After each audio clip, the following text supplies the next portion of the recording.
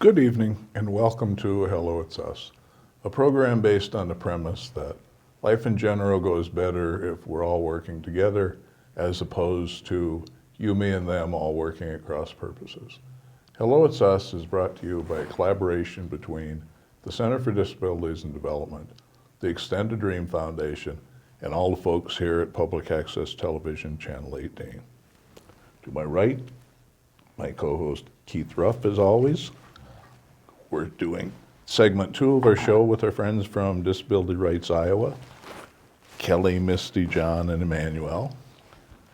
We have been talking about different things with protection and advocacy related to folks with disabilities, and are going to talk some in this segment about benefits planning and just what programs are out there and available to help folks with disabilities ease their way off benefits and into being self-sustaining folks.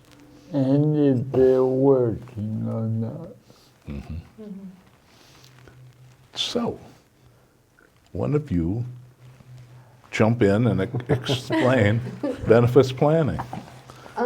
Well, benefits planning in a nutshell is a great way for folks who receive disability benefits from Social Security, whether that's Social Security disability insurance, which is where you pay into the FICA tax from your work credits, or that's supplemental security income, which is more on the needs-based type side of things Social Security has out there. Two totally separate animals. But there's work incentives that can go along with those programs that help folks alleviate some of those fears as they're looking at working. Part of that being ways that you can either keep your benefits and have that earned income and pair that together, or even use some of those work incentives as a safety net to get out there and try some work that you haven't in the past, or maybe look at a career that's different than what you had before your disability, if it was an injury or something like that. We also help a lot of folks who are at that transition age, maybe 17, 18 and younger, or in high school, looking at the world of work and how that works with their family dynamic, and really it's individualized. But Kelly and myself kind of split the state down the middle and help folks who have questions about those things. There's several different work incentives out there that apply a little bit differently to each of the disability programs out of SSA. And that's something that we talk with on an individual basis, but some of them cross together too, because you can receive both of those benefits at the same time on occasion. So I don't know, we want to talk about which one first? Well, I was also just going to add to that it's not just Social Security benefits that we look at. We also focus on, really what we focus in on is how working would impact benefits. And so people can have a plan, and we look at, your housing situation, your rent, if you're getting any sort of rental assistance, just every aspect of your life that could be impacted by working, because just to take a piece of that isn't really a true picture of your life. It's just a snapshot of it. So we try to make a whole plan, a holistic plan, if you will, Sure. for benefits. One of the neat things that works for both programs, and it's really important that people understand that these are two separate programs. You hear Social Security, and most of the time people have no idea, what sort of benefit that they're on. When you think of Social Security and you're not in the disability world, you think of retirement, So that has a whole separate set of rules. Right.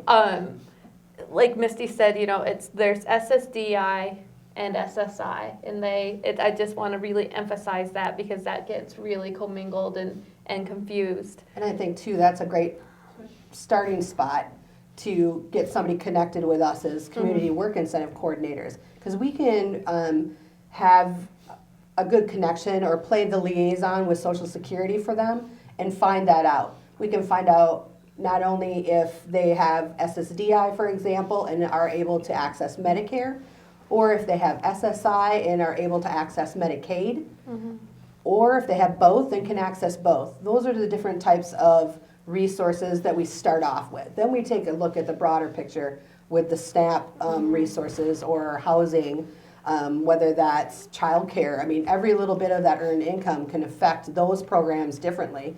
And we really try to communicate with our partners across the state, whether that be DHS or Voc Rehab or whatever that looks like, on behalf of or along with the folks that we're working with, so that we can all be at the table heading toward that one goal for the individual. Along with the work incentives, because of more competitive education, would you say these work incentives are aiming toward more competitive employment instead of the usual? Absolutely. I think that's kind of the way that the whole state is having a big push forward, like we mentioned before, is that employment should be always the expectation as you're coming out of high school as a student ready to work. Even at a younger age, getting that part-time job while you're in school and knowing what it's like to get up and go to work and show up on time, that's really a big deal. So we try to get out in front of those transition age folks to get that in their heads, that that's something that we want to look at right away. And there's other work incentives for students who are working that can maybe exclude some of that income while they're working, so it doesn't affect their benefits. And again, that's something we'd have to talk to them on an individual basis, but there's some special work incentives for folks that are in high school, in secondary school. So if they're in college and they have to set aside resources, possibly in a PASS plan, for an example, to help with those tuition costs, that's something we can look at. And those resources don't count against their disability benefit, which is so huge for a lot of folks. And again, that saves all that student loan debt, which really, who wants the student loan debt?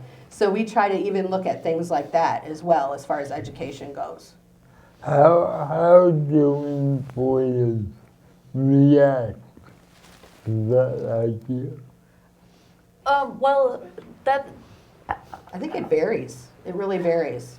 yeah, and whether someone's on Social Security, I've worked with people where they tell their employer, oh, well, I can only work a certain amount of hours because I'm on Social Security. And what individuals need to realize, which I understand, they associate working in their employer with their benefits, but it is their benefits. So their employer, that's no regard to them as to whether or not they receive Social Security benefits, and they don't have to, share that with an employer. And I actually would encourage people probably not to do that. You don't want to overshare. And maybe that's something you guys can talk about. That's what's great about working Yeah. with these guys. If we have questions about that, or the customers that we're working with have questions about employment side of things, what they should divulge, what they shouldn't, that's where we turn to John and Emmanuel for those kind of questions, and they can help answer that stuff. We generally don't recommend an individual talk about their disability in the workplace unless they need some kind of accommodation. And of course, there's, a very specific way of going about that too. It's probably for the best of being very clear about what your needs are and what your accommodation needs are. Absolutely. And making sure, and it's really an obligation on both the employee and the employer to be clear about their needs and expectations and just have an open dialogue about any accommodations that might be needed down the road. I think the other important thing, you've mentioned accommodations a couple times. And it's important to know an employer's not required to give an accommodation depending on what it is. So, folks need to be very specific and not reach for the moon. Well, I want the Model Z65 dual massage, whatever office chair with the, So there are three main exceptions employers have for requesting an accommodation. One, if it's unreasonable, so if it would completely alter the job description, that would not be reasonable. Two would be if it's an undue hardship on the employer and requesting something, you know, if you're working for a small business and they can't afford this great, huge, elaborate accommodation for you, that might be an undue hardship. And the third is if working in that setting would be a direct threat to the individual or coworkers. I think one of the misconceptions a lot of employers have is accommodation means, oh, I got to shell out $500 to buy this big fancy piece of equipment that's only going to get used twice, and you know, why would I do that? A vast majority of accommodations cost nothing. Right. Looking at my experience when I worked in the movie theater, my accommodations were, let's move this tub of tickets over here, and let's take this phone and move it 5 inches to the right so I can reach it. Those are my work accommodations. So we also had a law clerk a couple years ago, and he and I worked together, and he was in a chair as well. His accommodation was lifting the desk up with wooden blocks, and that was it. So it can be simple, just like that. yeah, but you say, you know, you need an accommodation. Ooh, it's a big word, it's an expensive word. Yeah, you're right, Emmanuel, it takes virtually nothing in most cases. And so much of the stuff anymore, you know, voice recognition software. Hell, most computers come with voice recognition now. You know, so what used to be a very expensive accommodation or assistive device for somebody is now part of the standard features. Right. You know, Well, and I think there's so many resources out there that people aren't aware of, Jan being one of them, that you can tap into, and they have all kinds of resources at their disposal at little or no cost sometimes. And if they don't have that piece of equipment, they can help you reach out to those folks who do. Right. So that's nice. Even with us and Disability Rights Iowa as a whole, we can maybe tap you into those kind of resources too that you're looking for. And JAN stands for Job Accommodation Network. It's a website that a lot of employers and individuals, even attorneys like myself, use that website. They've even got a live chat function. You can go right in and just ask a question, and they'll answer Sure. in 5 minutes. It's the easiest thing in the world. Well, and just so many times, if you start looking as well, there are devices that you're going to find in listings for, you know, disabled accommodations or disabled features or disabled tools, and reachers, for example. You find the $30 one-color reacher in the disability products catalog. You find the $7 6 colors and whatever else in the home utensils or home things. Right. Because folks long ago figured out if you can put a special name on something, this is a sporting good, or if this is you know, an assistive device or whatever, you can sell it for more money. And I can't tell you the number of times I've been looking for something and not been able to find it in a disability products thing, but gone to a sporting goods store or to Menards or whatever, and there it is, slightly different labeling and half to a third the cost, just because it's not that kind of a device. One time I went to a surgeon. I had some surgery done in my left hand, and a pin was inserted in my thumb. Well, on a family trip, the pin started coming out of my thumb, which was no big deal, but got home, called the surgeon next day, made an appointment to go in. Went in, he looked at it and turned to his nurse and said, "I need the stainless steel pin puller." Okay. She came walking in with a pair of stainless steel needle nose pliers. I said, "What'd you pay for the, Plywood, Minnesota, $6.49. Right. You know, it's just crazy. But yeah, to to share too much can be, you know. And the example that was given earlier about, you know, I can only work so many hours a month or can only make so much money. Well, you know, you're sending quite a mixed message to an employer. If you come in and apply for a job and he's, oh, wow, great, you know, yep. When can you start? Oh, by the way, I can only work, you know, 2 hours on Monday and Thursday. Yeah. Well, and I think too, there's a lot of, another piece of that work incentive pie is Ticket to Work is another great way for folks who can learn more about how to ask those questions as they're looking at work. And there's tons of employment networks in Iowa, from workforce development to different providers around the whole state that can help with those kind of questions, how to ask for accommodations, how not to disclose if you don't need to disclose, different things like that. And I don't think people access that as a work incentive near enough, just because the word isn't out there as much. Yeah. I think it's getting better. It is. But, you know, those are the kind of things that when we're on the phone or in person meeting with people, we make sure to tell them about that or give them that option. If folks are working with voc rehab, they may have already gotten that information, but as community work incentive coordinators, that's part of what we do is talk about that as well.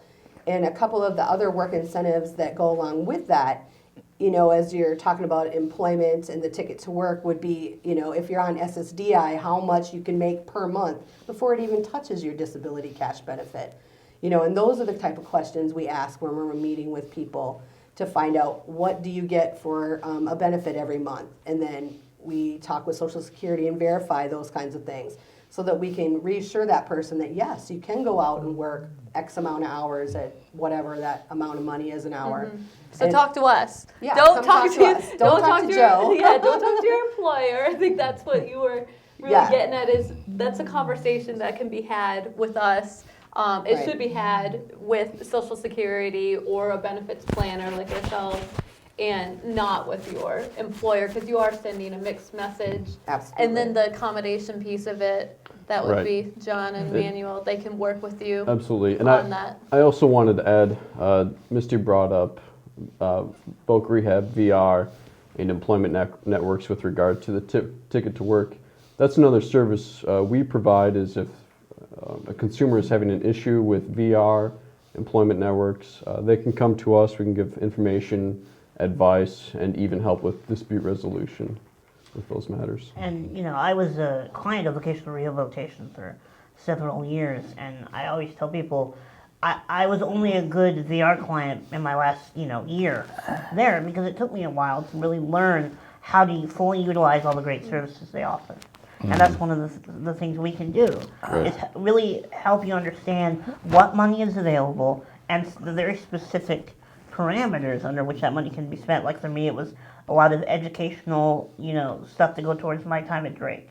There's a lot of different ways that money can be used, and it's a great resource, and just, you know, we can help people navigate all that. And I think we make a good tag team in that I have an abstract understanding with the rules, regulations, but I haven't experienced it, so I can't give a lot of the practical tips. And that's where Emmanuel really kind of jumps in there. You guys do mock interviews and stuff like that? We do not. VR definitely does stuff somewhat like that. They can do help with resume. They can do a lot of job shadowing, and really helping people get the foot in the door, because that can be a big challenge sometimes. Just that initial first step towards employment. I think a lot of the employment networks do that too, whether they're related to workforce development or another provider agency. I know that they have those kind of services. It depends really on what that individual needs for services, whether that's a job coach or if that's just the front end, I like to call it, of the resume building, the interview practice, that kind of stuff. It really varies on what employment network would be a good match, but that would be a great resource for somebody to tap into. Yeah, I just want to add to that, you know, when we're talking about preparedness and, you know, I've heard this a lot too, you know, someone with a disability applied for a job and then they didn't get it and they said, well, it's because of my disability. And it was like, well, did you have a resume? You know, how did you interview? Were you prepared? All those things still matter as well. And so that's where the employment network can help you Right. out Absolutely. with that. And that's where John can kind of assist The too. ADA is not going to guarantee you a job. You job. still need to be a good job candidate. As nice as that would be. Right. But, you know. Yeah, and I think that that's misunderstood a lot too, still.